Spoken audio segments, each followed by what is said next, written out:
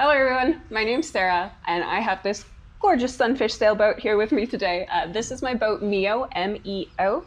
It stands for Mary Ellen Orth. So the history of this boat was actually donated by a woman named Mary Ellen Orth to the Girl Scout camp I used to work at in Clear Lake, Iowa, Camp Tanglefoot.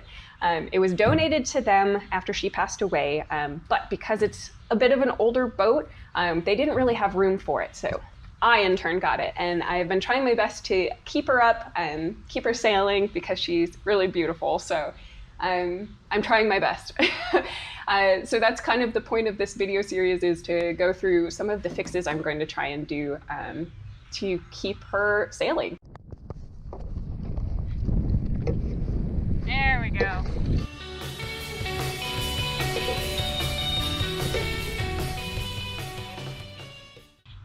So when I'm out sailing with MEO, a lot of the trouble I have is that she becomes very waterlogged. After every sail session, go out sailing for a day, I have to drain a lot of water out of her hull. She gets very heavy, get very waterlogged, not great. And the time it takes to kind of drain her out by the one drain hole in the side is horrible. So that's part of what I'd like to do, is actually crack her open and see if I can reseal some areas to keep from water getting in. This is the only drain plug that the boat has, which is really annoying because to drain it, you have to tip it on its side. So something else that I did was that I bought a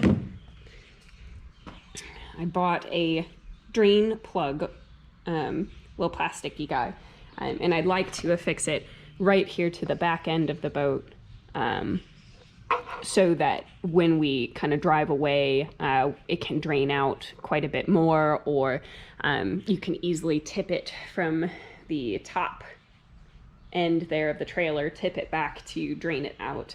I think it's a good plan, but you know, if you foresee some flawed reasoning there, you let me know, and I will rethink it. So this boat has a few signs of being a very old boat. So you've got the metal trimming on the edges from research I've seen there.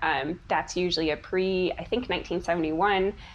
It also has the metal badge in the front, right behind the splash guard. That also is a good key sign that it's pre-1971. It's made by AMF Alcor. It's a fiberglass boat, not a wooden one. So, you know, it's not super, super old. But if it was truly made in 1971, that would make it almost about a 50-year-old boat, which is awesome, which is really cool. So it does have the old style rudder on it as well.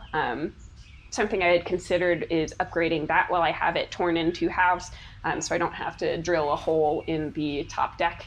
But a new rudder set and kit is about $500, so we're probably not going to do that. So we'll keep it with the old style rudder and dagger board.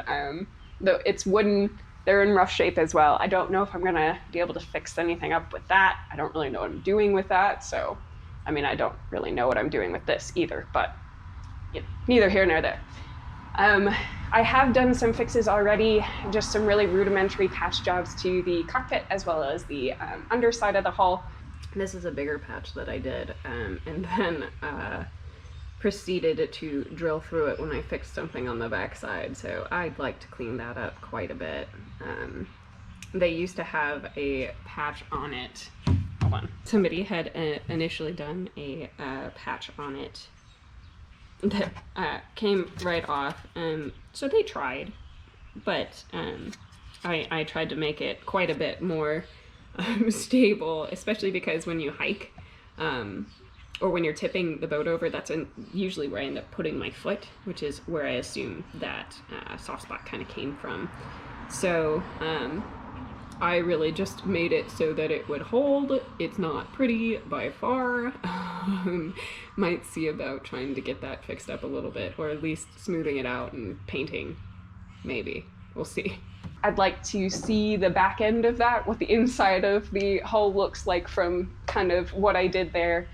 Clean those areas up a bit, potentially getting rid of some old foam that might get waterlogged in there, seeing what that looks like. Just really checking things out and re-sealing everything.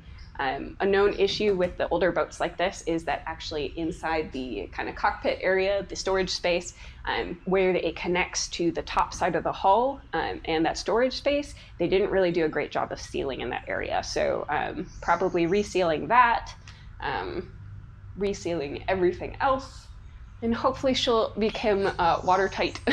So there's a lot of other things I'd like to do. We'll see how far I get. I'd like to do something to fix up this beautiful blue paint. I'm considering doing a small gel coat layer with some resin on the top to just kind of seal it in, doing some nice sanding so it's nice and smooth, of course.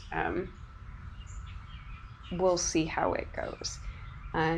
So stay tuned to my little adventure here in my little project, and feel free to give any advice. I have gotten the Sunfish Owner's Manual by Kent Lewis, and it's been a great help so far of kind of figuring out how old is my boat and what are some things I should be looking for that could be wrong with it.